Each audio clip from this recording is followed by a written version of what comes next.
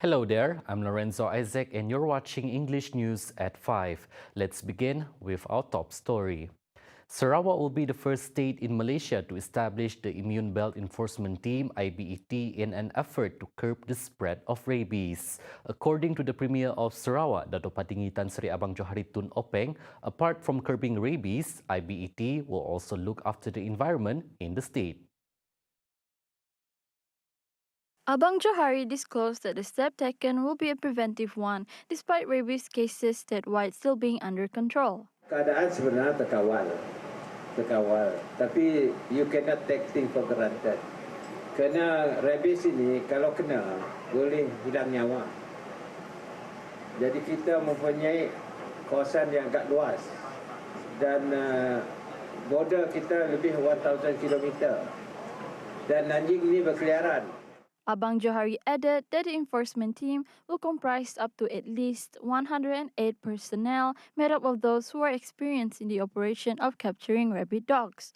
At the same time, Abang Johari revealed that the enforcement teams will be deployed in Lunduk, Bau, Padawan, Serian, Balai Ringin, Sri Aman, Lubuk Antu, Song, Bukit Mabong, Belaga, Marudi, Limbang and Lawas. Anggota IBET ini selalunya mereka yang telah pernah berkhidmat dalam tentera ataupun polis dan mereka datang daripada kawasan-kawasan tersebut. Kerana orang, kalau kita lihat daripada anjing is pet, kesayangan manusia. Kalau katakan masyarakat itu tidak berapa bersetuju dengan cara kita untuk menangkapkan anjing ini, dan satu-satu masyarakat anjing adalah sebahagian daripada keluarga. Jadi you need all the skill to handle this problem. Sebab itu kita berkendakan anggota IBET yang ada kepakaran dalam perkara ini. Moreover, Abang Johari said that this effort is in line with Sarawak's aspiration to become a rabies-free state by 2025. For the record, between the years 2017 to 2022, Sarawak recorded a total of 45 casualties due to rabies. The Premier of Sarawak, Dato' Patinggi Tan Sri Abang Johari Tun Openg, has assured that the state government promotes equity workplaces by offering job opportunities to all races in the public sector statewide. Citing the example of the recently established IBET, the enforcement teams comprise different people of different races and backgrounds and were hired based on the stipulated merits and job scopes. Bahawa kerjaan sentiasa bersikap adil dalam memberikan peluang pekerjaan kepada semua golongan rakyat tanpa mengira bangsa, agama dan tempat asal. Ia juga telah menafikan tomahan setengah pihak yang mengatakan bahawa kerajaan bersikap pilih kasih dalam memberi peluang kepada mana-mana orang yang ingin menyertai perkhidmatan awam negeri. He was speaking to reporters after the launching ceremony of the Immune Belt Enforcement Team at Dataran Perayaan Petrajaya on Monday. Among those present during the ceremony were the Deputy Premier of Sarawak, Datuk Sri Dr. Sim Kui Hian, and Minister of Women, Childhood and Family Development, Datuk Sri Fatimah Abdullah. During the ceremony, a memorandum of understanding was signed between Sarawak Energy Berhad and Sarawak Security and Enforcement Unit. Di Gabungan Parti Sarawak GPS Component Party, Parti Pesaka Bumi Putra Bersatu PBB is ready to face the 15th General Election GE15 when Parliament dissolves. Its Vice President Datuk Sri Dr. Stephen Rundi Utom announced that preparations were made during a series of meetings. Sudah bersedia. Anytime. Besok pun boleh. Memang dah prepare dan yakin boleh? Ya, memang kita yakin. Tidak guna kita pergi ke pilihan raya kalau tidak ada keyakinan. Tapi memang kita sudah pun bersedia. Dari dulu, ini bukan satu mesyuarat yang pertama. Kita telah mesyuarat beberapa kali. Kita ada subkomiti, komiti kecil yang menjaga semua aspek yang kita perlu sediakan semasa pilihan raya, seperti biasa.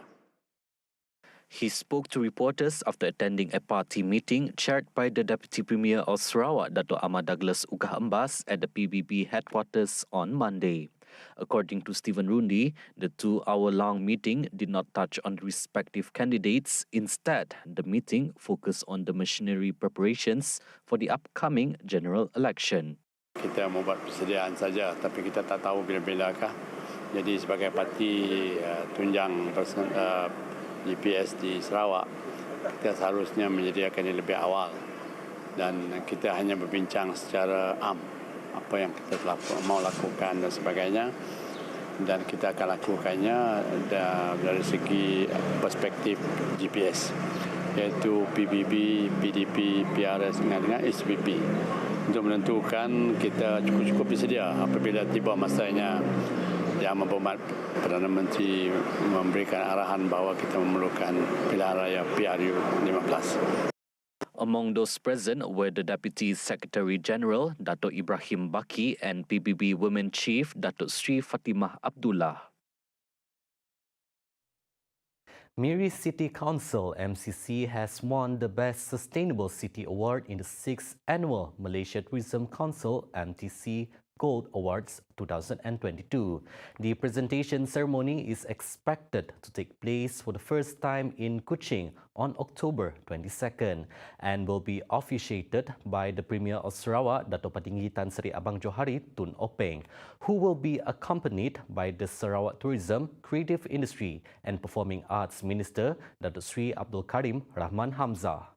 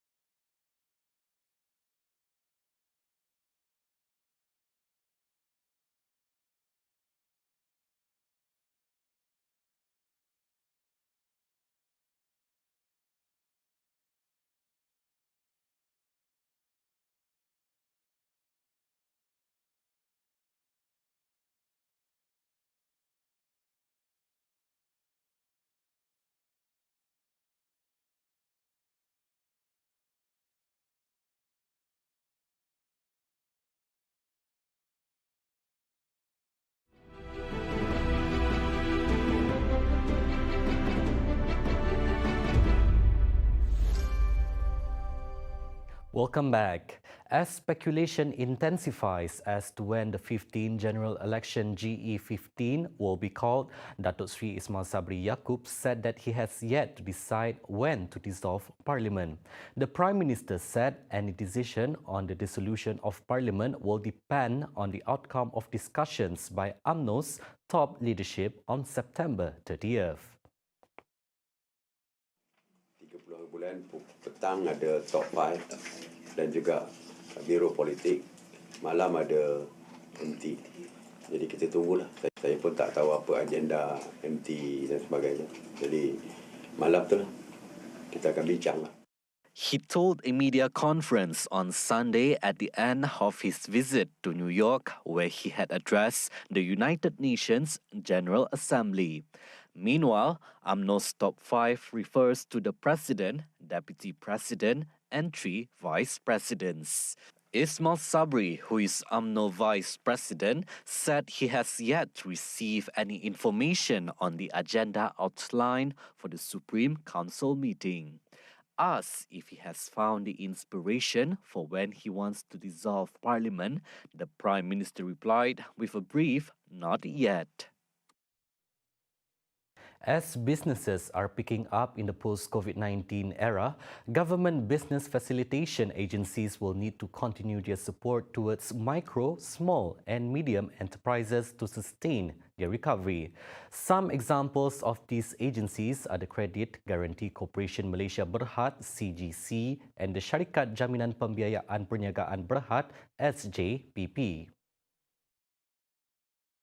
According to Finance Minister Tengku Datuk Seri Zafrul Tengku Abdul Aziz, the support is crucial as Malaysia is forecasted to be facing many challenges in the fourth quarter of 2022 and into 2023. This includes the impact of supply chain disruptions, China's zero COVID-19 policy, continued hiking of interest rates by the United States Central Bank, and more. The Finance Minister also stated that it is impossible for Malaysia to achieve an economic growth of 5.3 to 6.3 within 2022. Additionally, Zafrul said next year's budget will continue to focus on economic recovery, while also looking into people's welfare and building economic resilience to face future challenges.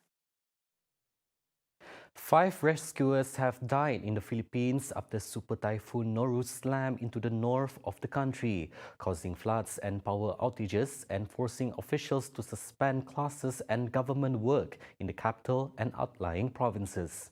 The most powerful typhoon to hit the country this year hit the coast in Bordeaux's town in Quezon province before nightfall on Sunday, then weakened as it barreled overnight across the main Luzon region.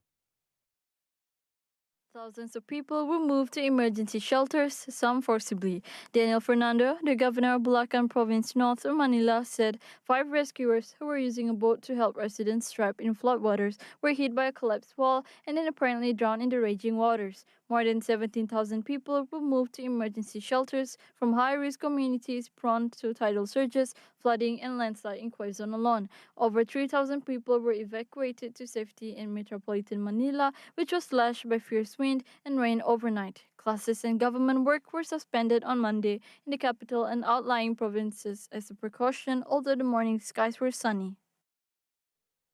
Abu Dhabi National Oil Company has signed an agreement to supply liquefied natural gas to German utility group RWE. The president of the United Arab Emirates, Sheikh Mohammed bin Zayed Al Nahyan, on September 25th signed an agreement with German Chancellor Olaf Scholz that covers accelerating energy security and industrial growth. ADNOC will deliver the first shipment in late 2022 for use in a trial operation of a floating natural gas terminal in Brunsbüttel. Germany, until recently heavily dependent on Russia for gas, has been seeking to diversify its energy supply since Russia invaded Ukraine in February. The announcement came on the second day of a 2-day trip to the Gulf region by Chancellor Olaf Scholz in his bid to secure alternative energy resources. The LNG delivery will be 137,000 cubic meters and the first to be supplied to a floating LNG terminal at Brunsbüttel near Hamburg. Es ist gut, dass hier Fortschritte zu verzeichnen sind, was die Möglichkeit unseres Landes betrifft, sich jetzt aktuell zum Beispiel mit Gas zu versorgen. Aber es ist eben auch wichtig zu sehen, dass es gleichzeitig Perspektiven für die längerfristige Zukunft gibt, wo es uns darum geht, CO2-neutral zu wirtschaften und Wasserstoffprojekte voranzubringen. Hier findet die Weltmeisterschaft statt und das ist eine Entscheidung, die schon lange getroffen worden ist. Deshalb sind hier auch sehr viele Investitionen getätigt worden. Zur Kenntnis nehmen wir, dass es auch Fortschritte gibt in Fragen, um die lange gerungen werden musste, etwa was die Situation von Beschäftigten betrifft, auch wenn das noch lange nicht den Vorstellungen entspricht, die wir selber haben. Und selbstverständlich ist das zunächst mal ein großes Sportereignis, bei dem sich alle diejenigen freuen, die da teilnehmen und gewinnen wollen und sich miteinander messen, wo es auch viele Zuschauer geben wird, die da hinkommen. Und die Frage, wie wir dahin fahren, ist selbstverständlich zeitnah zu entscheiden, aber das wird schon so sein, dass da jemand dabei ist. Those were the updates on TVS News at 5. I'm Lorenzo Isaac. Thank you for watching.